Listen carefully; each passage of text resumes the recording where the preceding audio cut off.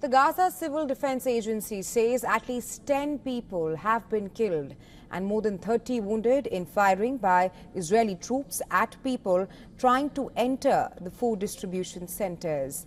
The Israeli military has acknowledged that it fired warning shots during incidents near food centers.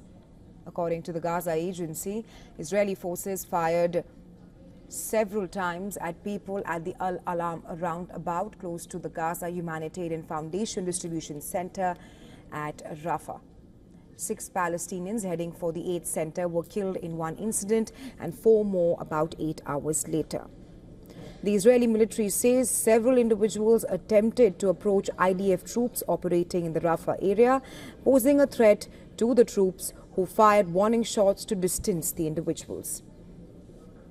At another GHF center south of Gaza City, 31 people were wounded by Israeli gunfire in a separate incident. The Hamas-run Gaza Health Ministry says at least 54,880 people have been killed in the territory since the start of the war. Furthermore, Israeli Foreign Ministry says activists from a Gaza-bound humanitarian aid boat that it intercepted have arrived at Ben Gurion Airport to depart from Israel and return to their home countries. Those who refuse to sign deportation documents and leave Israel will be brought before judicial authority. Earlier, the British-flagged yacht Madeline, which is operated by the pro-Palestinian Freedom Flotilla coalition, reached Israel's Ashdod airport after being intercepted by Israeli forces, preventing the dozen activists on board, including the Swedish campaigner Greta Thunberg, from reaching the blockaded Palestinian territory. The Israeli Foreign Ministry released the first images of Greta Thunberg at the port of Ashdod following the interception of the boat about 185 kilometers west of the coast of Gaza. The boat was aiming to deliver a symbolic amount of aid to Gaza and raise global awareness of the humanitarian crisis there.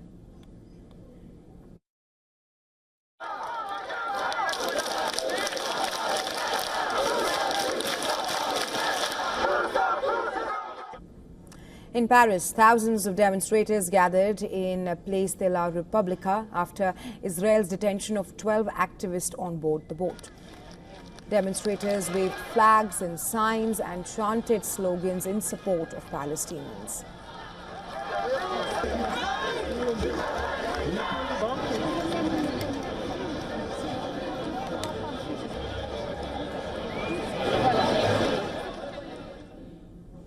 French President Emmanuel Macron described Israel's blockade of humanitarian aid a disgrace and called for the repatriation of the 6 French nationals aboard the aid boat.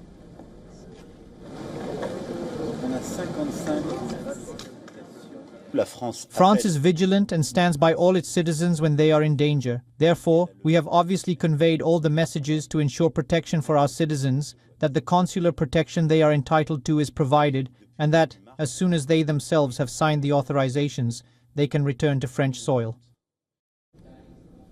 Macron also called for a ceasefire and the lifting of the humanitarian blockade in Gaza.